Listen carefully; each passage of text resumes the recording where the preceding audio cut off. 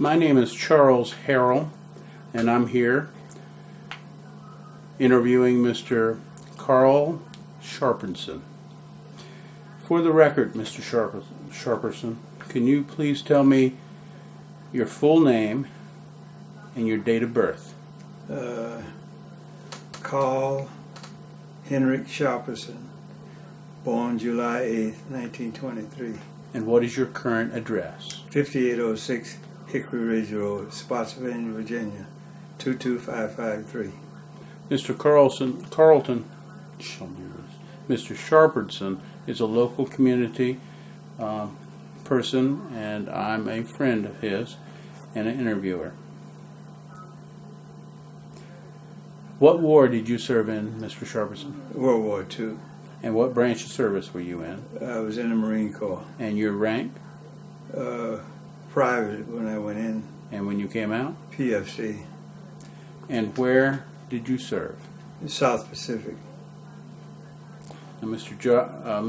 Sharperson, were you drafted or did you enlist? It was a combination. I was old enough to be drafted, and it was time for them to draft me, so I volunteered. I guess I got in maybe 2 or 3 weeks before I'd have been called up. Where were you living at this time? Washington, D.C. And why did you join in Washington? Because that's where I live. And what happened was I went to the movie one day, and they showed one of the clips about the Marine Corps.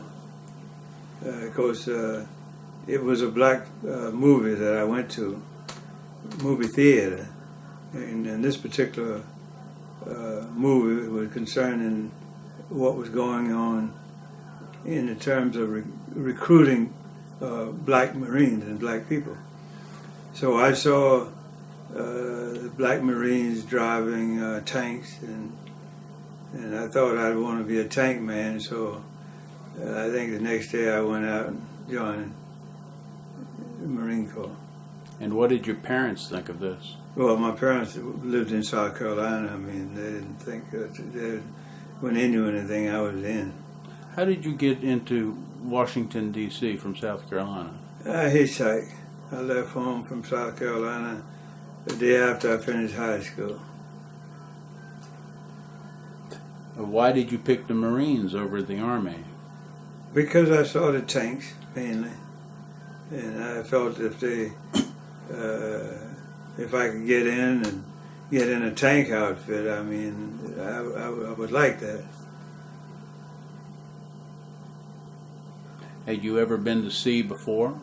No, never been on a boat.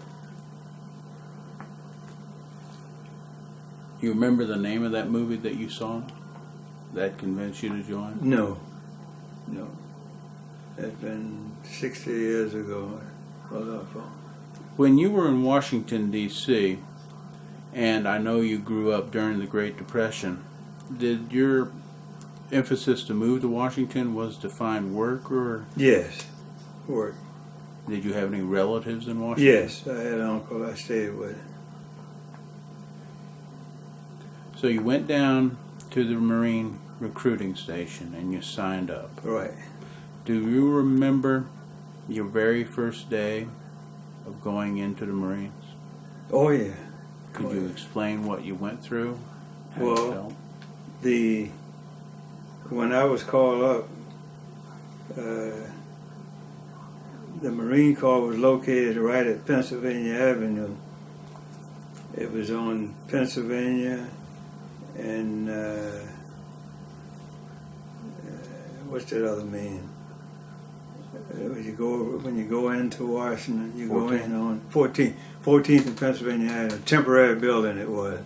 That was the recruiting office. Well, then that's what we did.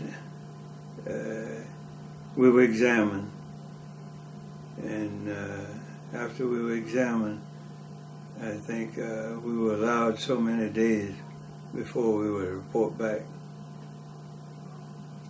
It meant there was examination there. What did you do during those days from the time you signed the papers and the time you were supposed to report back? I worked. And what did you do? Well, at that particular time in Washington, I was a presser. Press clothes. Yeah, that's the job I had. And Silk finisher, women's clothing. Do you remember what day you actually signed the paper? You mean for 1943, 44, what? It's okay. Well, when you showed up after that interval of time from signing the paper and when they told you to report, where did you report to?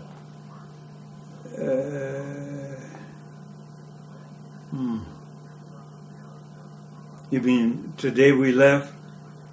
The day we left to go to our destination. Where your boot camp would be. Oh, okay. We left. Yeah, we reported at the same place, the induction station. It was 7 of us. Who were those other 7 men? Do you remember their names?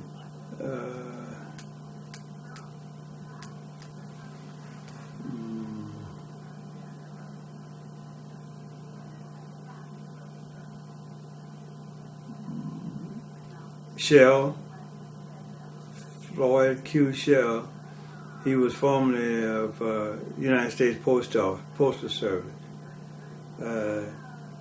Johnson. He lived in Washington. And let's see who else.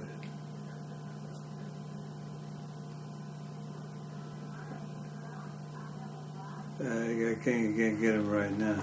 And I could probably look on that thing and pick him out. Yeah. When you reported, did you go as a group to report, or did you know each other beforehand? No, we didn't know at all. You just out of the blue sky, you come in, he come in. And how old were you when you reported? 16. From Washington and the induction center, you got onto a bus? Right. And went where? Went straight to Wilmington, North Carolina. We were put in the back of the bus, and we rode at the back of the bus all the way to Wilmington, North Carolina. We had meal tickets, but we couldn't use them. There was no place to eat because they didn't allow blacks to eat in these different places. So we just had the ticket and everything, and when we got to North Carolina, there wasn't any good down there because we had all the food we wanted, So you just went without food for the whole time you were on the trip.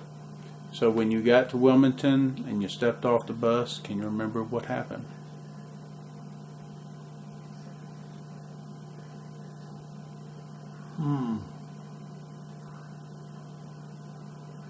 I imagine when we got off, we reported to some office for the induction, take our papers and to give us instruction. What is your memory of those first days in Wilmington when you were inducted into the Marines? It was rough. The Marine Corps is different from almost any other place, and they were strict. I mean, the first couple of days, the first thing they did, before we had our first meal, the guards brought in a prisoner and in the mess hall. We were in there to eat. And he'd been sentenced for something, and they read off how much time he was getting. And I imagine that was to let you know that if you didn't straighten up, he was going to do the same thing to you. And after they marched him out and carried him back to the stockade, then we ate That was one of the first things. Do you remember talking to anybody else during this time No. about what you saw? No. Can you tell me a couple of incidents that you experienced at boot camp? Well, one, I went back for seconds. In other words, the food was pretty scary. Half of the time you didn't get all you wanted. And this particular day, I went back and got seconds, and the sergeant saw me, and he threw me down and stuffed food in my mouth. And this particular sergeant, he ended up being the head of the old Marine Corps. What do you call it? They have a sergeant that he's designated Sergeant Major? Sergeant Major. That he was Sergeant Major of the Marine Corps eventually. He was from Alabama. I can show you his picture in one of those things. Did you go back for seconds any other time? No. First was enough. How about the training you experienced? Not much. More close order drill, and we fired the range. We fired the 22, and then we fired the M1. And then of course, they give you a rifle from the first day you get that, you issue a rifle. And then you were taught how to clean that. And you had to clean it once or twice for every inspection. You had to have it spotless. Did you make any friends while you were at boot camp? Oh yeah, you have to make friends. I think it was about 48 men in our company. And you're a pretty close-knitted boot once you're in there, because there were so many guys couldn't even write their name, and there was a certain amount of things they expected of that guy. You know, you had to remember your general orders, and if he asked you a question, and you were supposed to be able to answer it. And that's what they would do at close order drill when they were having inspection. He might inspect your rifle, and he might ask you, what would you do if you saw a house walking down the road? You tell him, call a corporal of the guard, because that's what part of the general orders were. If anything happened, what would you do? You call a corporal of the guard. He might tell you that there might be a ship coming down the street, something like that. So you had to tell him you'd call a corporal of the guard. That's what I'd do. Do you remember any humorous incident that occurred while you were at boot camp? Something funny? Not really. There wasn't too much funny around there.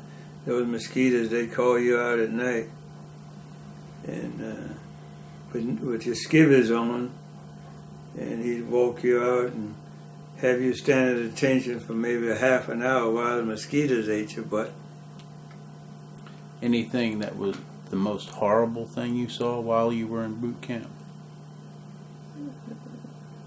That's probably about the most horrible thing, because this place was infected with mosquitoes. Did you get sick? No. Did anybody you know got sick at boot camp? No, not really. Is there any one instructor that you remember while you were at boot camp? Oh, quite a few. And what they did? Let me see what his name was. He was the best drill instructor in the whole Marine Corps. He had a group. This was after he was in the recruiting, but when he left, they assigned him to one of the groups that went out overseas, and he had those men trained in such a way that they'd all, wherever, regardless of where they went, they would put on an exhibition of drilling, close order drill. Were you in that? No. He was. That was the 9th. The 9th and the 10th went together. But he was magnificent. I mean, he was. I'm trying to think his name now. He was from Chicago, I think. I can't remember the name. But when we got down to New Orleans, we left from New Orleans on our way overseas. He put on we stayed over in Algiers for about a week or two before we boarded the ship. And he put on the exhibit. I've often wondered if I could ever get a copy of that drill, you know. But it was good. Did you know how to drill also like those soldiers? Oh no, they had to be trained. Everything was trick drill and stuff like that. They had to have a special ickling for it. You know, you could get in there and learn how to do it, but it just happened so that he took to it, and it just came a part of boot camp. You know, every time they'd have something, you know, they would have him to drill wherever he went. But they took movies of it, I know. Was there anything at boot camp that you excelled in, did well in? Not really. It wasn't it wasn't nothing that excelled in. I mean, you could be a good mosquito control man, put a tank on your back and squirt kerosene out there. Other than the little bit of training that you got, I mean, in terms of learning your general orders, that you had to, and firing your M1 and your the other thing, and that was it. There's nothing else to do. You were in boot camp for a couple of months. About 3 months, I think. Did your dreams of becoming a tank driver ever become a reality? Oh no, I never saw a tank down there where I was. There wasn't no blacks in the tank. There wasn't any combat. After I was there for a while, and I think the NAACP got after them, they decided that they would start a couple of units. 51st Defense Battalion is what they started. They started picking guys out as they came in. I guess they had as many as they wanted overseas at the time, blacks in your what do they call it? Base depots is what they were. I don't know what they call them in the army, but all the supplies were sent from there. That's all it was there. In other words, 55-gallon drums,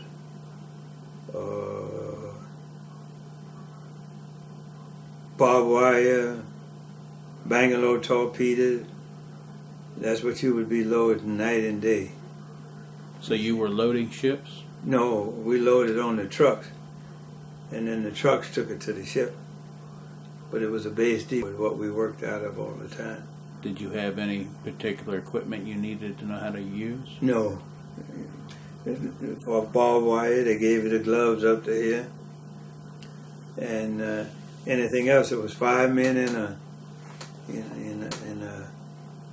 together. One would count while the other 4 loaded. Then you would switch around. And then next time, maybe I would count, then it would switch, and I would work, then the other guy would count. That would kind of give you a little rest. How did you feel about your training of 3 months at Montford Point? Lousy. They knew they wasn't going to put us in action, so they felt that we didn't need. because I went all over the South Pacific without a firing pin in my gun. When we got overseas, they took the firing pins out. So they knew you weren't going to do any fighting. When you left New Orleans, where exactly did you go? My destination, we didn't know where we were going, but we traveled to about 6 islands, in other words. But we ended up in New Caledonia. We were on a LST 123 that carried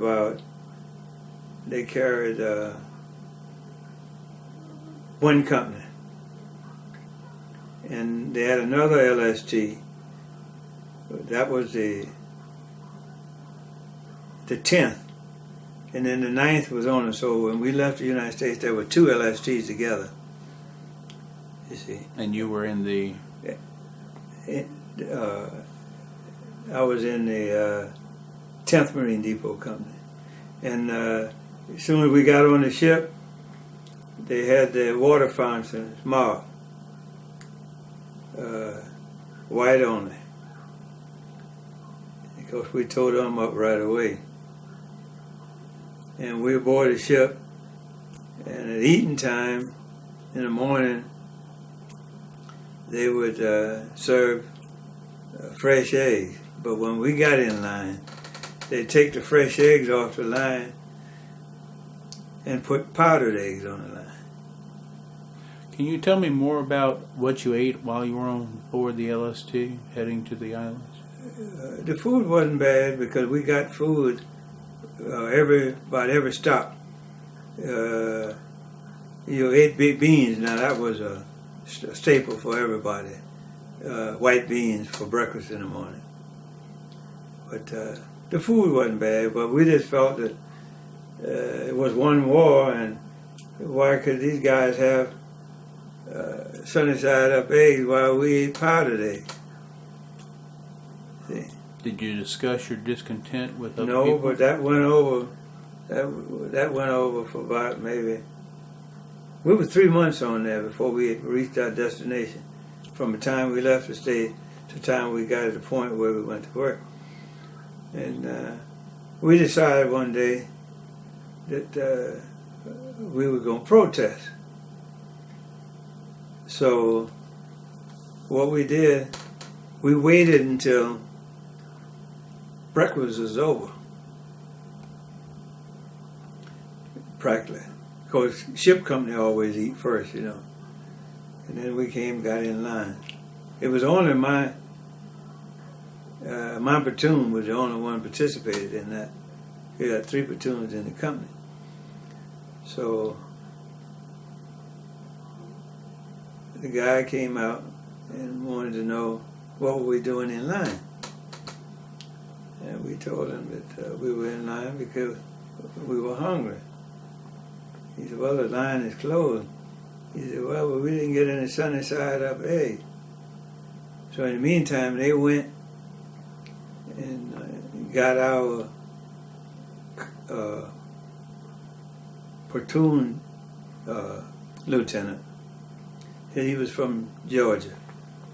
His name was Lieutenant Wilson. But we all nicknamed him Lieutenant Slim. He was the best officer that was in the whole company. Because he had worked in a prison some years ago, he told us. And he knew people. He was genuine.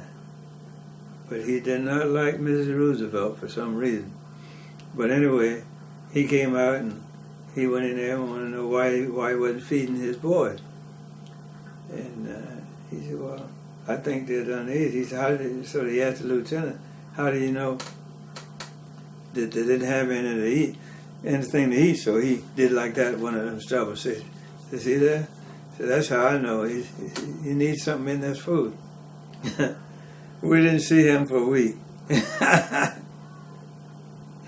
The captain of the ship put him on what do they call it in the service?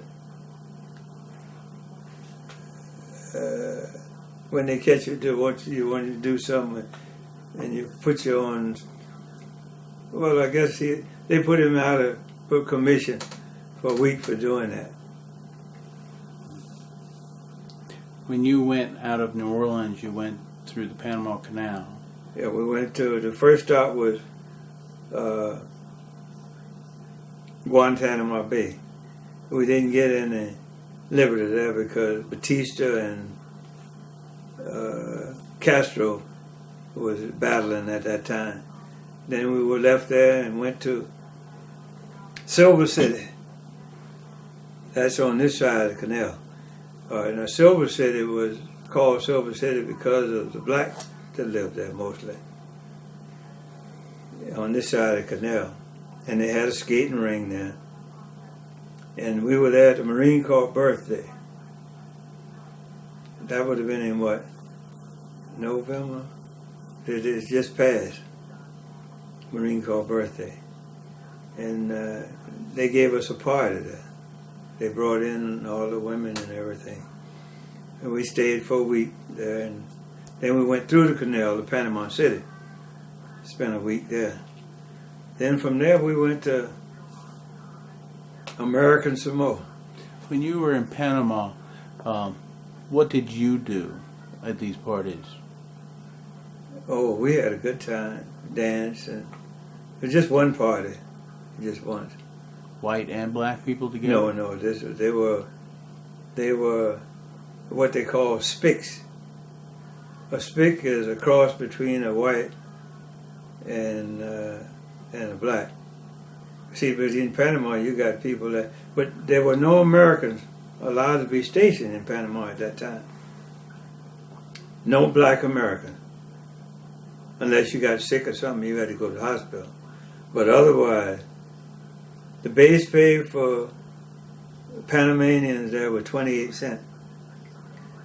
And they had it set up, instead of black and white, it was silver and gold. Your fountains there were gold for Americans and silver for the Panamanians or whatever, you know. And I met the man that was in charge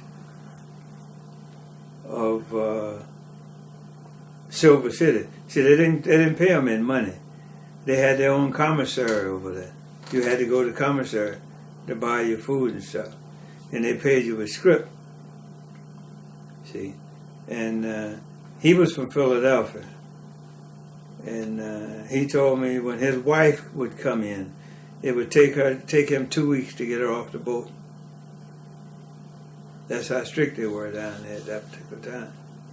The Americans, they had one line divide the American zone and the Panamanian zone, and they had policemen of both that walked that line in Panama.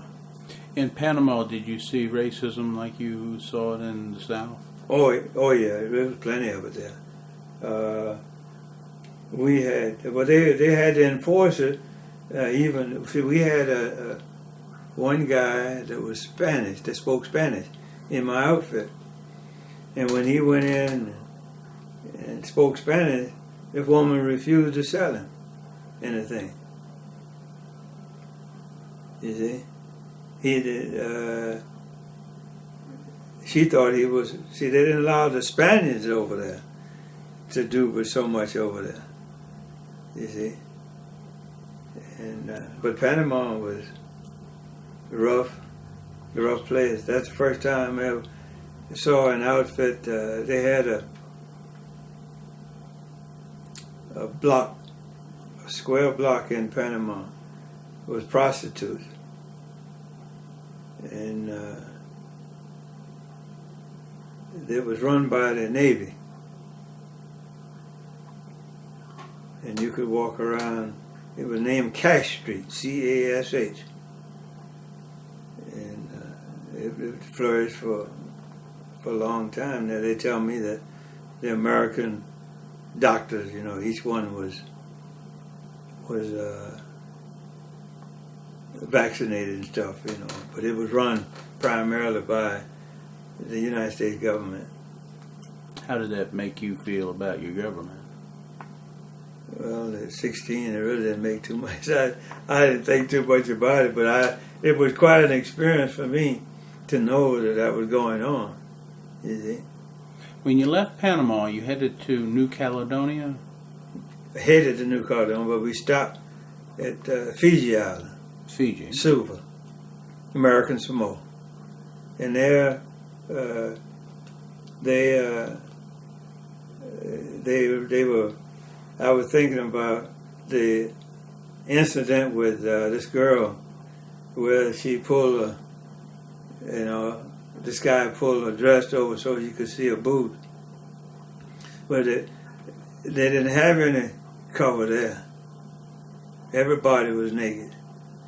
All the women were.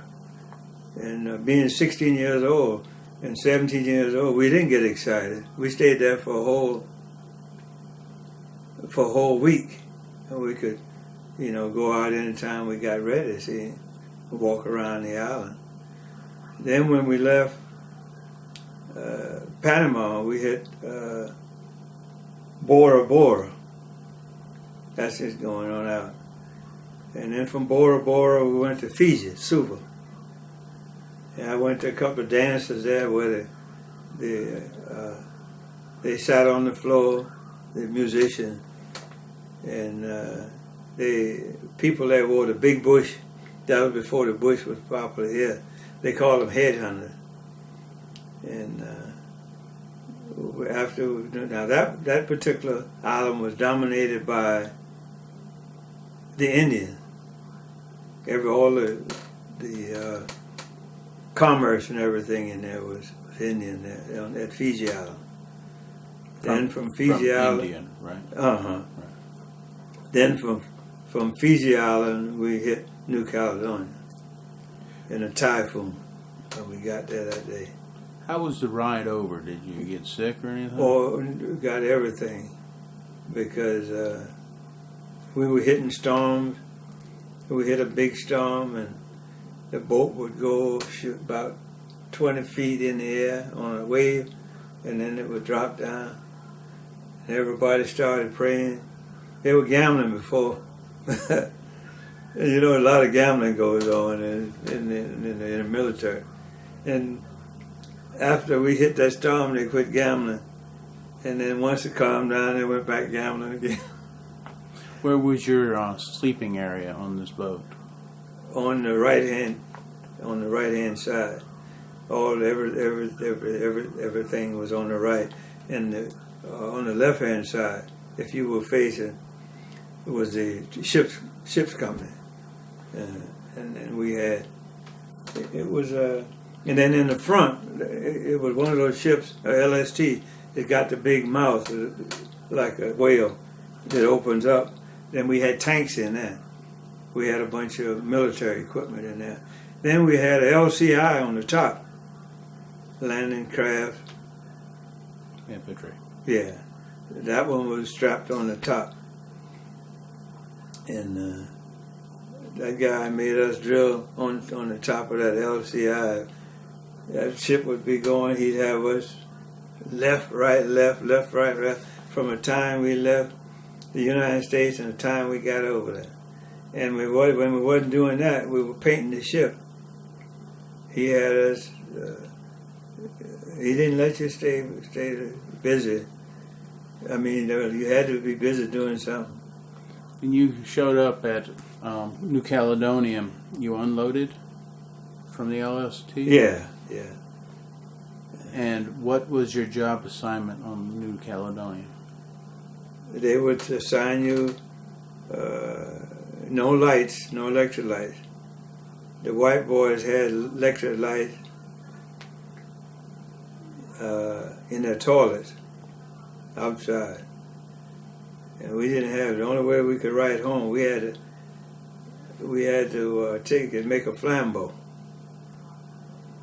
Take a Coca-Cola bottle, a Pepsi-Cola bottle, and ream it around and put kerosene in there and light it. That's what we for a long time. And the camp was the only difference between the white camp and the black camp was a string of wire down between it. The white over here and the blacks over there. And we never saw a chaplain from the whole time I was in the service. 36 months. They never had a chaplain to come into our camp. Were you religious? Well, religious as I am right now. I mean, I've always gone to church, you know. And I was a member of the United Methodist Church. I went to Sunday school when I was a kid. And then we had a couple of guys in the outfit that we would kind of make up church. But I did go to church some Sundays over to 92nd Division, which was a white, that was infantry. Yeah, that was infantry. They had a camp about maybe a quarter of a mile from ours. I'd go over there on Sunday. It was all black. They had 92nd and 93rd is what it was, but the 92nd Division was over there. But we never saw a chaplain. What was your job assignment in the camp? Just sit there and wait to be called out and get on the truck and go wherever they assigned us to. And do what when you got there? Well, it's according to sometime you would load 55-gallon drums. Sometime you'd roll barbed wire. Sometime you would load Bangalore torpedoes on trucks. And you had night and day shift. Sometime you'd work at night and off during the day and vice versa. Loading from a base camp onto a truck. Right. And then the truck would take it in to put it on the ship. See, they would move this equipment stuff up as the front advanced, you see. In other words, they started out at Saipan. Once they secured Saipan, then they would go up to Guam. Then they after got Guam, might have been what's that other one up there? Iwo Jima? No, before Iwo Jima. Tarawa? No, one before that. I can't think of it right now. But my outfit was on that island. Not the one that I was in now, but the first one I went over with. You went over with the 10th? 10th. And now what are you on New Caledonia? The first. The first. Yeah, they left the first there. No, the first had been. When I got on New Caledonia, I was still in the 10th. Right.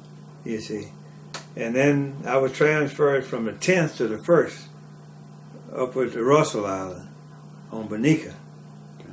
There was 32 of us put on a mailboat, went to Guadalcanal, spent about 2 weeks at Guadalcanal. From Guadalcanal, you could see one island from the other, from New Caledonia to the Russell Island. And what did you do on the Russell Island? Same thing I did on 5th Field Depot. 5th Field Depot? Same thing. Did you see any Japanese or Japanese equipment? You mean at that time? Yes. No. I saw some Japanese on, where was I?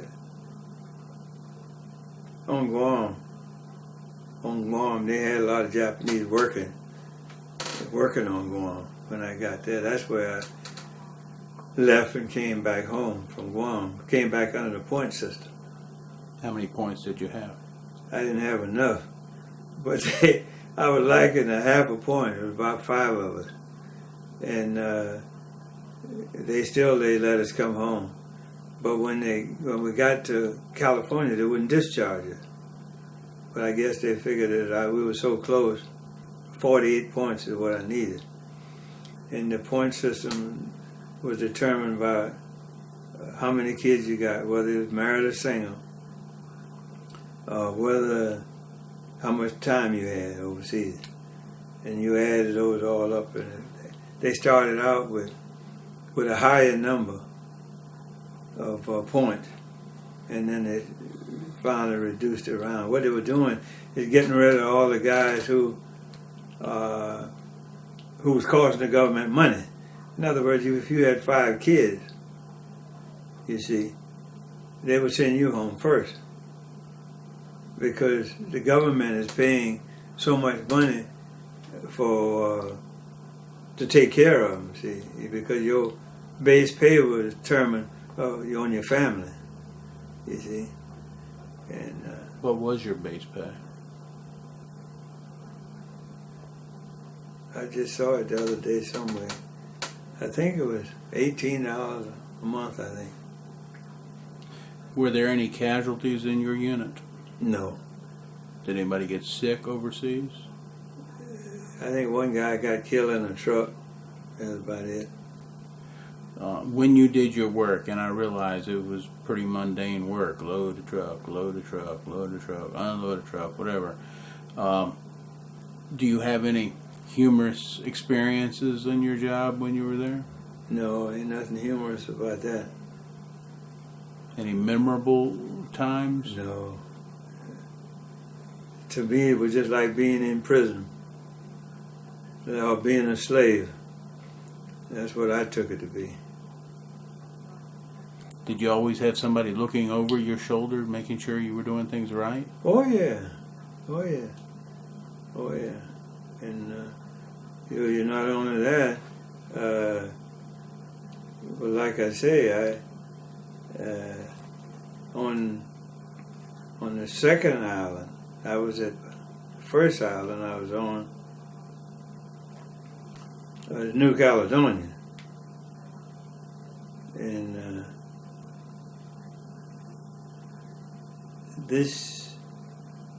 something happened. I don't know what it was. But, of course, the officers lived in a separate place on top of a hill. And this particular day, the sergeant got drunk. One of the white sergeants got drunk. And he beat up one of the boys. He was the first sergeant, not the first sergeant. Let me see, there's a gunnery sergeant. There's 3 sergeants, top sergeants in the Marine Corps. But he was from Arkansas. And somebody came in and threw hand grenades up there at the place. And had shrapnel on, and they left. And they never did come back. I don't know what happened. But they never investigated to try to find out what happened. And then somebody threw a hand grenade at the company's office. And I happened to be in there one day, and the officer told me, the commander told me that I had the stuff to make a sergeant in his office, but I had a bad attitude. And he was showing me the shrapnel in the pole, you know, the pole that sticks up. And they sent in new officers there. And about 25 or 30 days after that, we came in from working party, and he had 35 names up on the bulletin board being transferred from this outfit to Bunika Island. We didn't know where we were going. And I bumped into the sergeant. He was a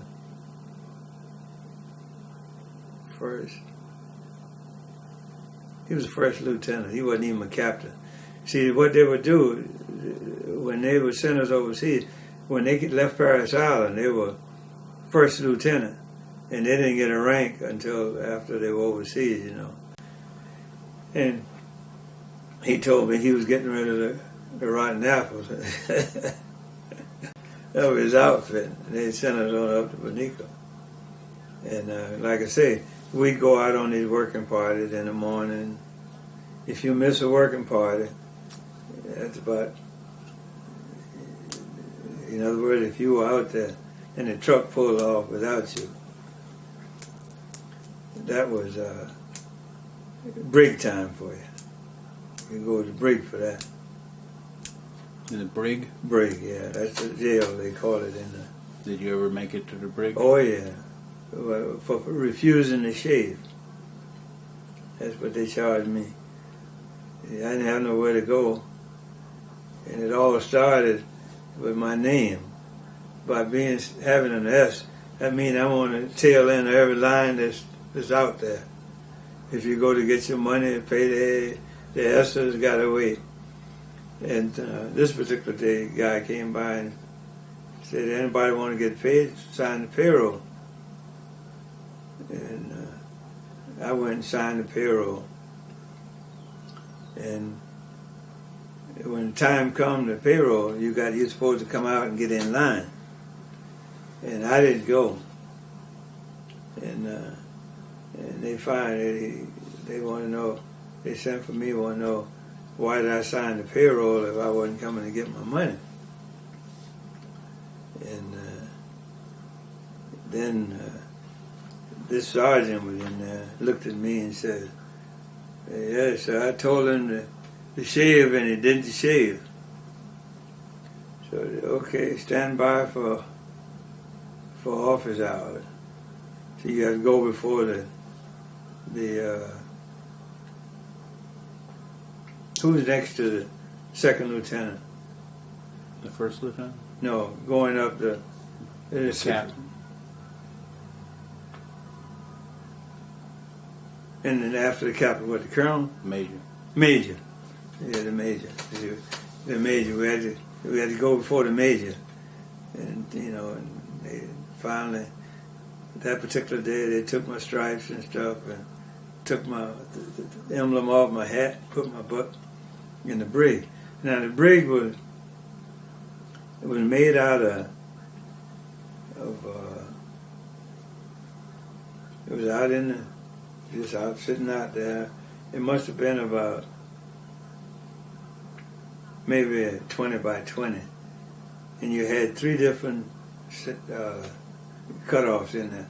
Your brig was just long enough wide enough for mattress, you know, single mattress, and no kind of.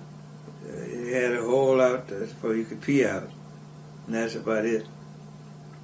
And I got for that 20 days bread and water. And first couple of days, you know, I was kind of cute, you know. I didn't eat no bread. And by that third day, I learned how to eat that bread out the front and use the crust for dessert. That's how good it was after you. So I did my time in there. And then about 30 days after that, I came in and saw my name on the board. So they put us on a mail boat. They sent us up to Guadalcanal. We dug toilets up there for about 3 or 4 days. Put us back on a mail boat. And we went up to our next base depot, where we joined the first depot. Now that was the first blacks that left the United States. We didn't know where they were. We joined them. At Bunika. Yeah. We joined them as replacements, I guess you'd call it. And that's where we stayed until, I guess, they were securing these other islands up there. And they would move up. As they move up, one base depot would move up, you see. Did you move anywhere else after Bunika? Guam. To Guam, but you were on your way home at that time. No. I stayed on. That's what Guam. I was on Guam, I guess, about a year. And, but on Bunika is where I had my real experience. They called us in one day. We were out working, it was in daytime. And they called us in, and everybody in the cold camp. And at the mess hall, we got instructions to strip naked. And these officers was inside the mess hall. And we were in two lines. And we didn't know what was going on. And we had to walk through there naked. And to this day, they never have said to me, "What we're doing to you." And but from what I gather, somebody had raped a nurse or something over there, and he had some scratches on him some kind of way.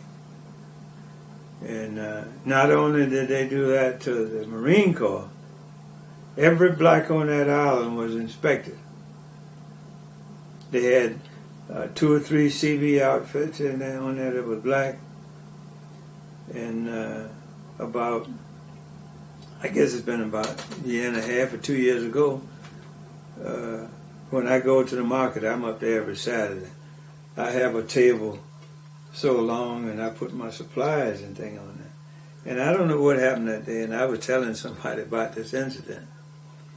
And a guy was standing out there, walked by, and he said to me, he wasn't talking to me, he was talking to himself. And he said, "I know about that. I know about that. I know about that." I said to myself, I know this guy is out there talking about he knows about that. But I've had a lot of experience where these guys would buy these Marine hats and shirts, and just because the Marine's supposed to be tough. And then if you ask him where did he get his training at, he'd tell you Paris Island. Well, then I know he was telling a lie, because there were no blacks allowed to walk on Paris Island. All Quantico at that time, you see. So I said to him, "What do you know about it?" He said, "I was on Bunika." And he said they came to where he was and made him strip in his room where he was at.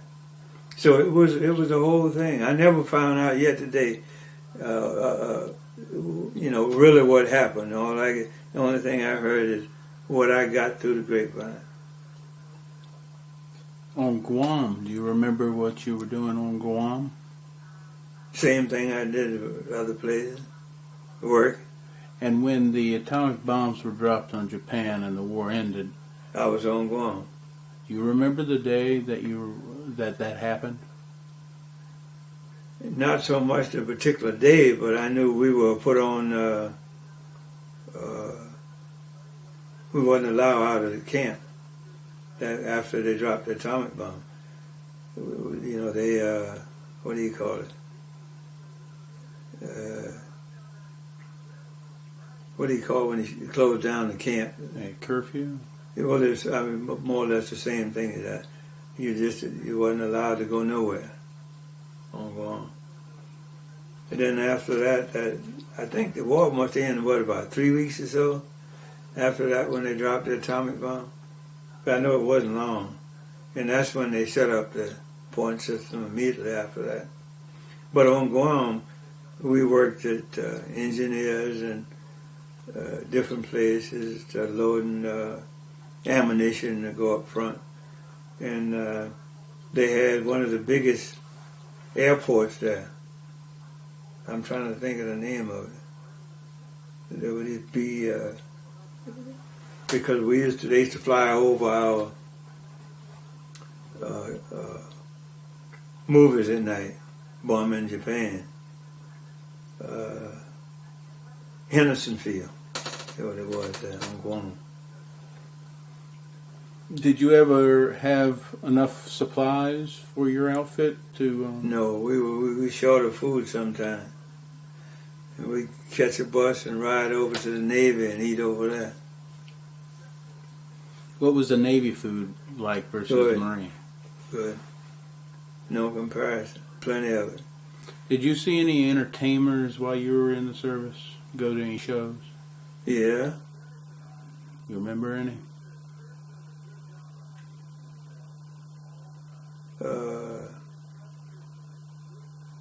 I can't think of this guy's name, but he was a baritone. It wasn't Paul Robeson. It was a baritone that came over. A black guy? I can't remember his name. Did you carry anything for good luck? No.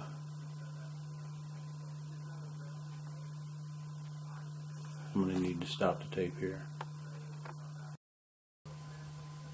Mr. Sharperson, you dug latrine pits on Guadalcanal. Mm-hmm. What other work did you do on Guadalcanal? Nothing else. What did you think about that island? Well, the particular place where we were, I can't remember, but it had a name. It was something that happened during the Battle of Guadalcanal, and they had nicknamed this place after that, but I can't remember exactly what it was right now.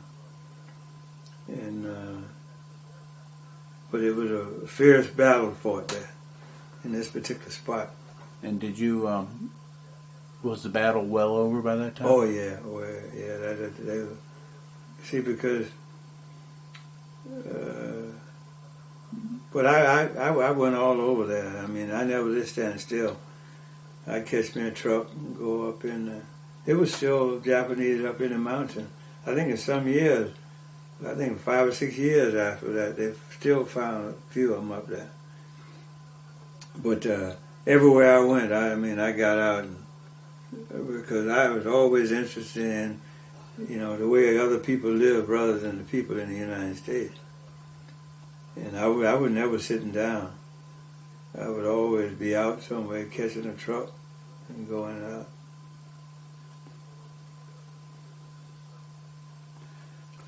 The last day you were on Guam before you headed home, was that after the war was over? Yeah.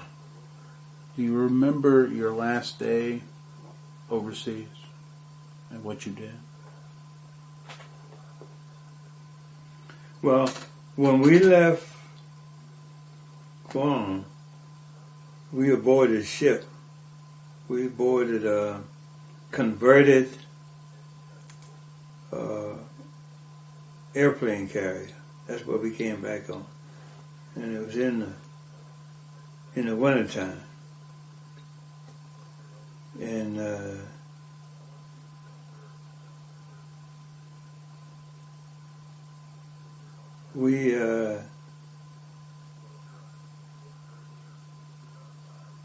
that was practically the last day that we were on Guam, and we boarded the ship and headed for the United States. How long was the ship ride? Oh, it was quite a distance. And I ended up in California.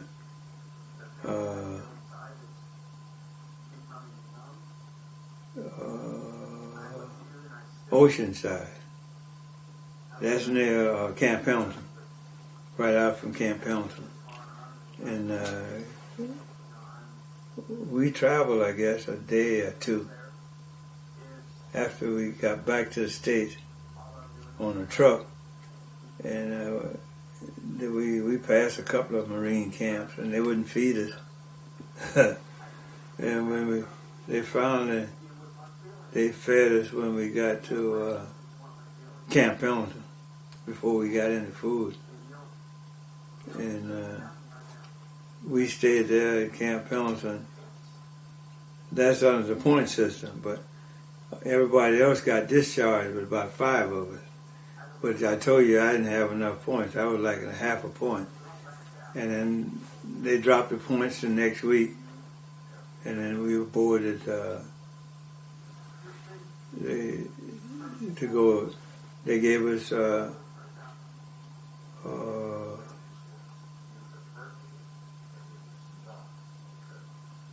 Pullman. They gave us Pullman tickets, but we couldn't use them. We ended up sitting on in New Orleans. We ended up in California. We got to New Orleans. We ended up sitting on baggage from there to North Carolina. The ticket, we had Pullman all the way, but that's as far as we got it to New Orleans. You spent 3 full years, 36 months, in the Marines. Do you recall the very last day of your service and where you were and what you did? I imagine my last day of service, I was in, because at first I got a 30-day leave because I was not mandatory, but you could take 30 days. You could go home and then come back after 30 days, and then you get discharged, and then you get that month's pay. But I never did get mine.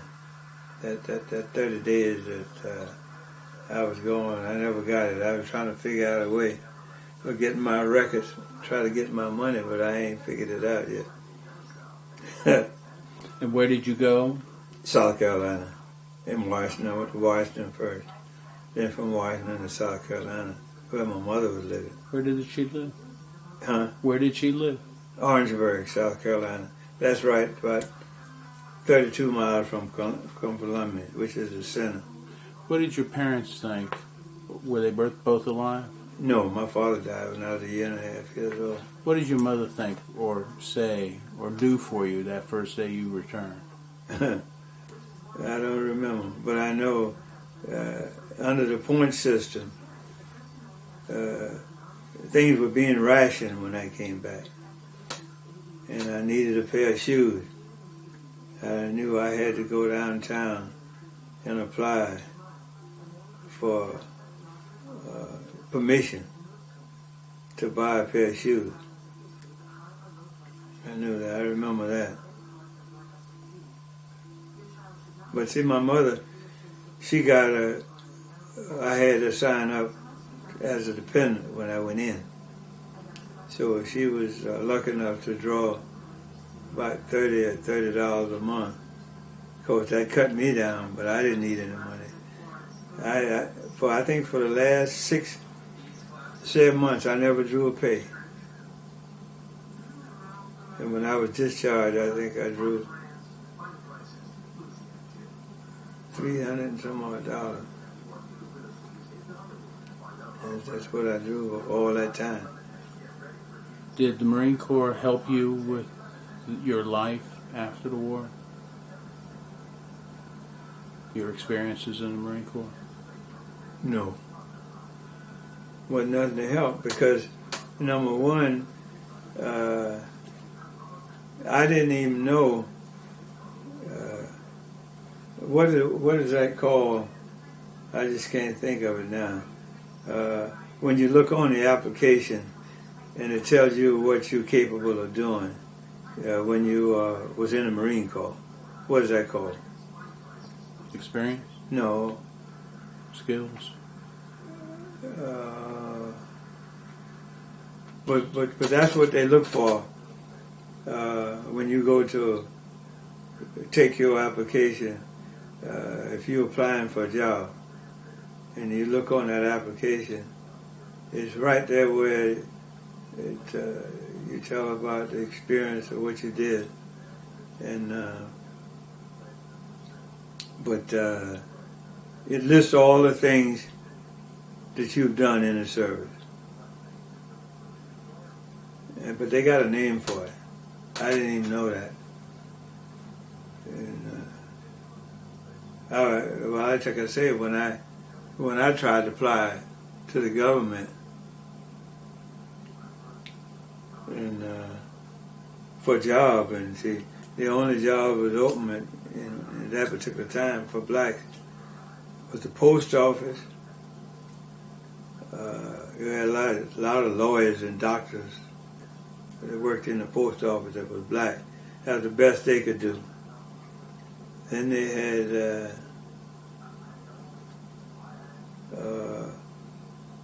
janitors, messenger, and clerks, I think. Those were the three major job openings in the government. Any of these other jobs was closed to you. I went downtown. Of course, I was lucky enough to, I've always had a job. I mean, you know, when I had when I went to work for Western Union, I worked for them for 11 years, and I took a corresponding course in photo engraving. And after about 1 year, I packed up a chicken basket, got on the bus, and went to Aurora, Missouri. Aurora is right there where Springfield, where the Grand Ole Opry is. And I had to ride the bus from Springfield to Aurora. There's no blacks lived in Aurora at all. And I did my work on photo engraving out there. And then I bought a plant, photo engraving plant, had it shipped here, and I opened up a place on the corner of 9th and L Street Northwest, photo engraving. And I ran the photo engraving plant for about 5 years. I was there, and I went to school. I went to photo engraving school, learned how to print. And what I had in mind at the time when I was doing this, that I had 3 sons. And I was trying to build some kind of background, something that I felt that they could get into in case, you know what I mean, and learn. But then later on I found out that wasn't going to happen because it was too dangerous. See, because I was dealing with acid, and I almost got blind in there, and with the acid. And then after I came back, I was working for Western Union Telegraph Company, and I did both of these jobs, photo engraving. In fact, I'm the first black man that ever owned a photo engraving shop in the United States. And I had, you'd be surprised if people came in there just to look at me to see how I learned photo engraving. You know, a guy came in there one day, I had the first modern piece of photo engraving that was ever made, a powderless etcher. When I went out to the school, I met the man who invented it,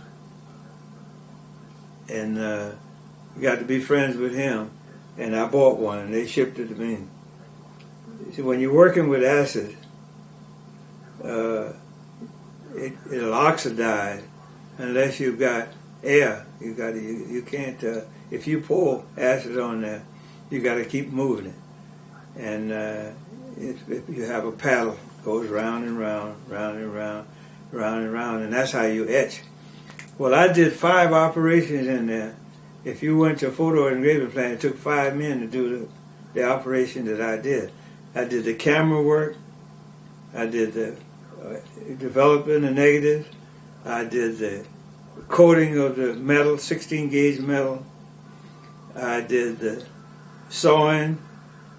I did the plate. I cut the blocks that I could sell, and that's what I did. I did that for 5 years, and I had about three accounts. I had the Pentagram newspaper. I did Army, Air Force, Andrews, and in another Army outfit, I did the engraving for them.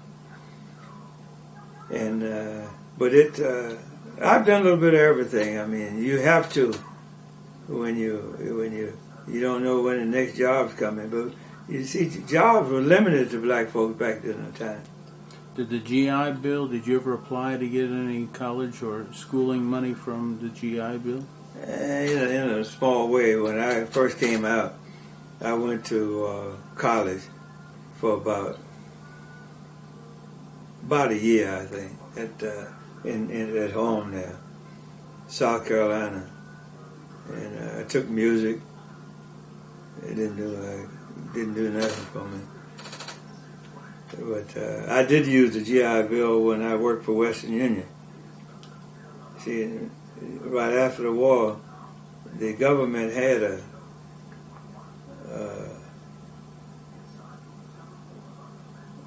a bill that you couldn't buy a car but 12 months. You couldn't finance it for 12 months.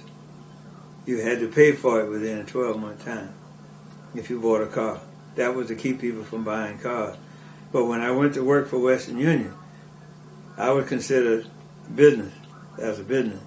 I was allowed to buy my car and buy it in 24 months. You see, so that was one advantage of it. Did you join any veterans organizations? Just a Montford Point. And did you make any close friends that you continue to talk to today? Oh, you mean in the Marines? Oh yeah. Oh, and there isn't too many living now. That's the whole thing in a nutshell. It's a very few of those guys on that outfit there that's still alive. But in fact, all of them that was living here in Fredericksburg is dead, except me and Reggie. Yeah. Do you attend reunions? Yes, I've been to two. I went to one in St. Louis, Missouri, and one in Chicago. And I'll be going to this one. I think it's the 21st of this month. Of September, right? July. Of July. It ain't long before. Is there any last words you'd like to tell us about your Army career, your Marine career? Not really, only that I guess my conversation kind of belittled the Marine Corps in terms, but I know that the Marine Corps has changed.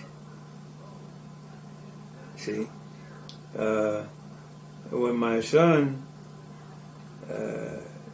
finished high school,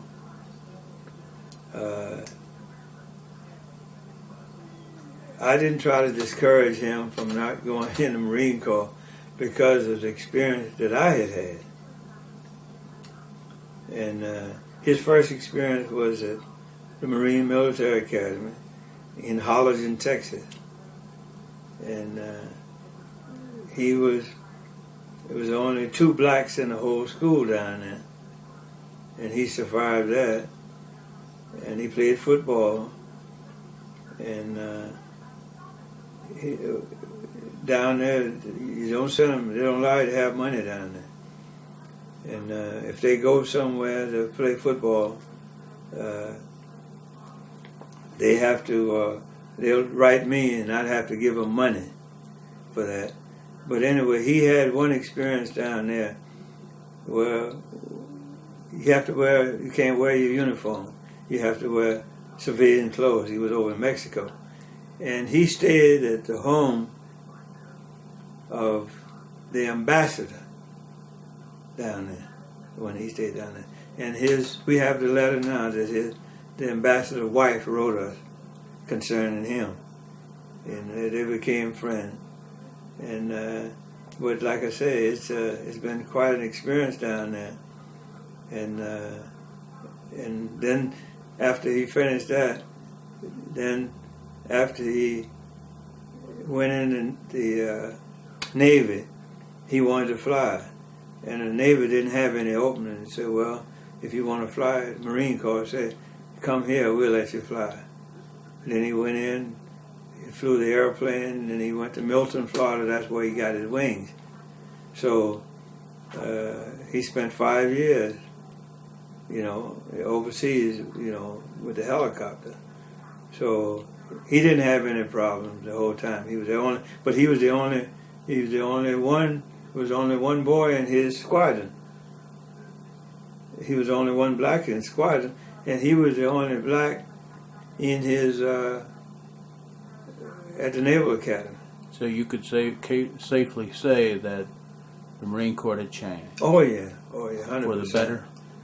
It's 100%. I mean, compared to, but like I say, I didn't tell him not to go in, and I didn't tell him to go in. It was his decision. But it turned out real good. I'm kind of very proud of the Marine Corps.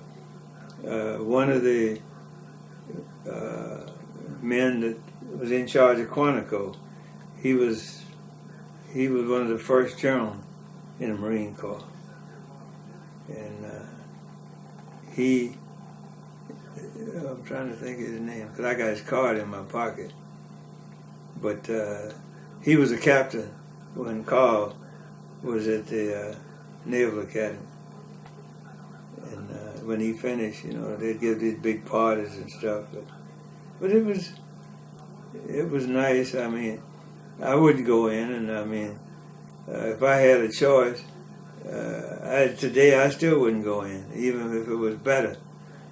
But then I had a brother that worked at Paris Island for years. He was a tailor, and when you come in to go in the Marine Corps, he would mark you up for your clothing.